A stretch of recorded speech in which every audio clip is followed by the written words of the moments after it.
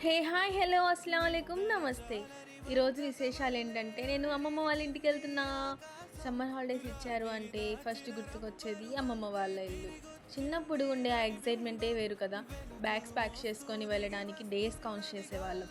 And మనం ఎంత పెద్దయినా అమ్మమ్మ ఇంటికి వెళ్ళాలి అనే ఎక్సైట్మెంట్ మాత్రం ఎప్పటికీ తగ్గదు. మెయిన్గా నాకు మా అమ్మమ్మ అంటే చాలా ఇష్టం. చిన్నప్పుడు ఏ హాలిడేస్ వచ్చినా ఫస్ట్ అమ్మమ్మ దగ్గరికి వెళ్ళిపోయేదాన్ని.